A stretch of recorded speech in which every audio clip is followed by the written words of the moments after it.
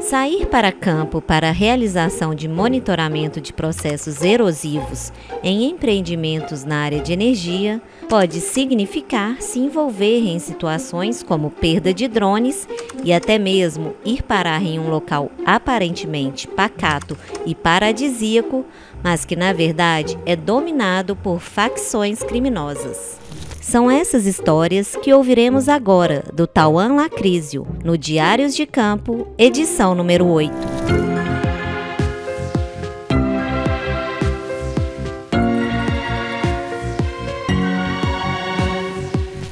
Ô Tauan, eu queria que você se apresentasse para a gente, falasse um pouco da sua formação e também da sua trajetória profissional aqui na Clã. Então, primeiramente, bom dia, Diane. Bom dia.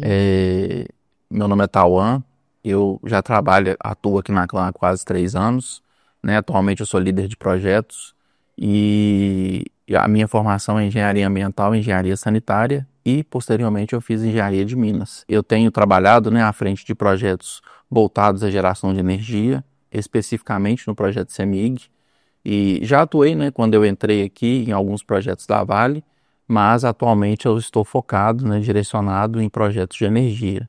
Sim, e você é líder de projetos aí, então, na área de monitoramento de processos erosivos. Explica um pouquinho para a gente como que é essa atuação específica. Tranquilo.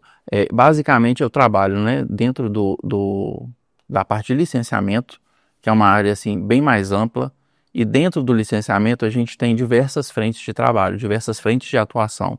Dentre elas, né, trazendo um pouco do meio físico, por exemplo, a gente tem esse monitoramento de processos erosivos, né? Consequentemente, quando são constatados, a gente entra com as recuperações, que são os PRADs, em alguns casos, pradas. Então, a gente atua em diversas frentes, né, estando dentro do licenciamento. E essa parte dos projetos de energia, né? Eles causam um impacto nas áreas que são instaladas essas hidrelétricas e por isso ocorrem esses processos erosivos. Eu queria que você falasse um pouquinho disso também para a gente. Tá. O que acontece?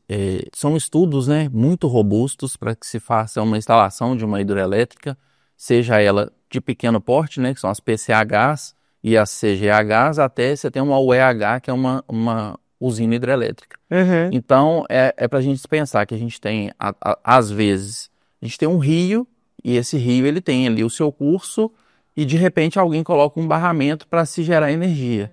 Então, basicamente, você tem um ambiente com água corrente, e que você transforma ele em um reservatório, como se fosse uma lagoa, né? E isso traz diversos impactos, né, para o meio ambiente, e um desses impactos são os processos erosivos, né, em virtude de marolas que ocorrem ali, até mesmo quem está navegando, né, passando de barco, causam essas marolas elas costumam trazer processos erosivos aos reservatórios, e eles são, né, em alguns casos, semestralmente monitorados, anualmente ou bianualmente monitorados por nós aqui da Clã.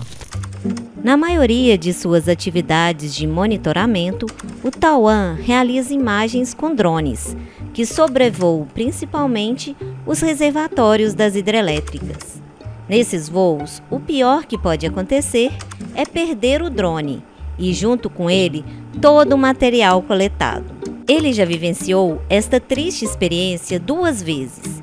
Em uma, houve um final feliz, mas em outra, o equipamento realmente teve o seu desaparecimento decretado.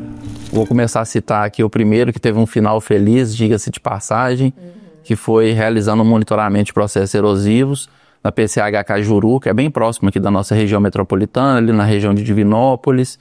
Então, fazendo, né, esse voo, eu já estava assim, com a última bateria já colocada no drone, para a gente já finalizar, fechar com chave de ouro esse levantamento que a gente estava fazendo.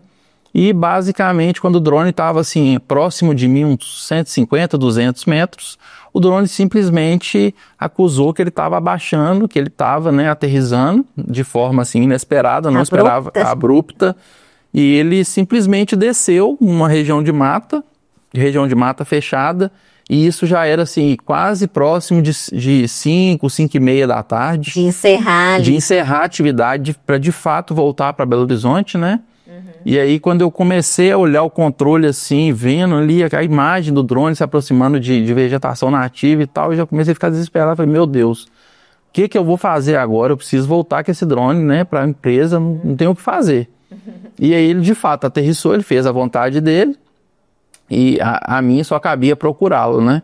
Sim. Então, a primeira coisa que eu fiz foi avisar, né, a coordenação direta, avisar... Aqui no escritório. Exatamente, entrei em contato, o pessoal do SESMIT, todo mundo me deu apoio, embora eu estava, né, sem sinal ali, então foi algo que dificultou um pouco, mas eu consegui, de fato, tentar ver onde é que ele estava, mas eu vi que ele estava, assim, próximo de residências, num lugar com uma mata fechada, e já estava, né, ficando tarde.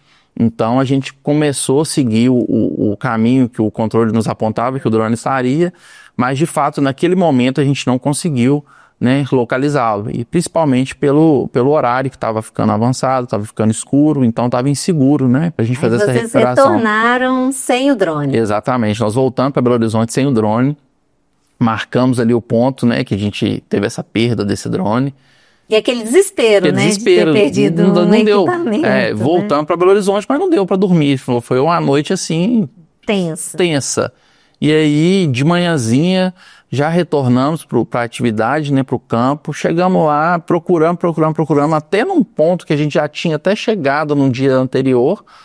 Aí quando a gente olhou assim com mais calma, né, com mais paciência, com mais esperança, digamos assim, o drone estava bem ali na nossa frente, aterrissado. Pertinho de onde você já tinha chegado. Exatamente. No dia anterior. No dia anterior, talvez, se eu não estivesse tão nervoso, né, eu teria olhado para o chão assim e visto, ó, o drone está bem ali. Então foi algo que é uma história, né, marcante para mim, mas que teve um final feliz, graças a Deus. Conseguiu recuperar o drone. Conseguimos recuperar o drone, graças a Deus, e todo o trabalho executado, né? Ah, sim, porque tem isso, né? Tinha já sido realizado toda a captura de imagens. De imagens, ali, né? Que era primordial para a gente fazer o nosso relatório. Então, se eu perdesse o drone ali naquele momento, eu perderia inclusive a campanha de campo.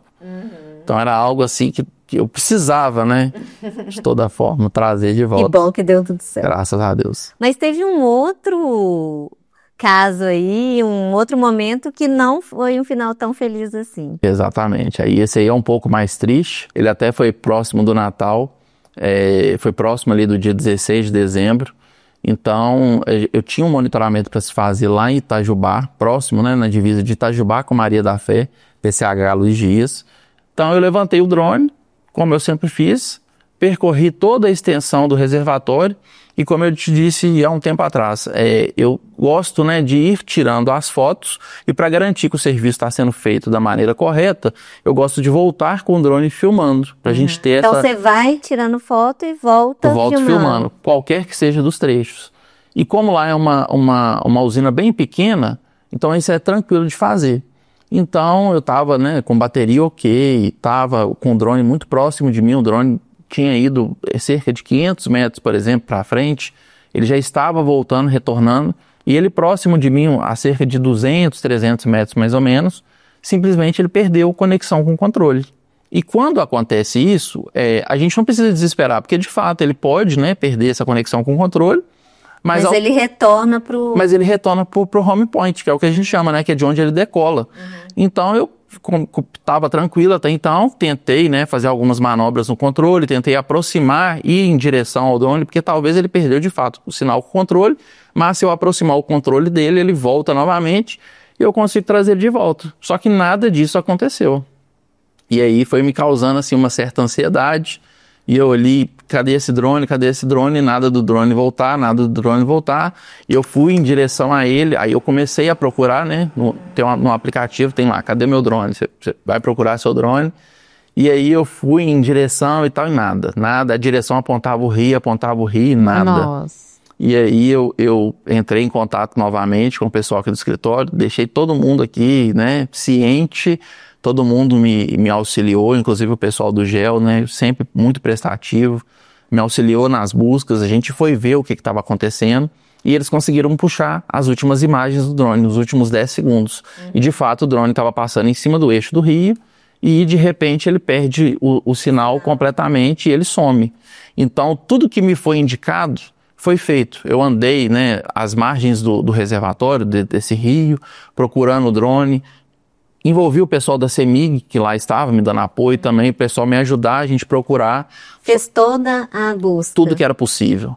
Mas, infelizmente... O resgate do drone, exatamente. Mas, infelizmente, não foi possível localizar esse drone. Esse drone, muito provavelmente, caiu dentro do reservatório e, até hoje, a gente não encontrou ele.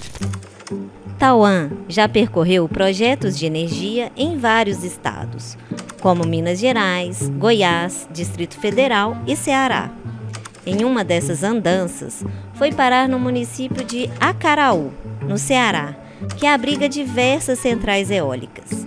Ele achou que estava indo para um lugar tranquilo e paradisíaco, mas descobriu que, na verdade, estava em um ambiente controlado por facções criminosas. Pensei assim, Diane, tô indo para férias, né? Vou tirar umas férias aí de uma semaninha na praia, vou pra praia. Lugar maravilhoso.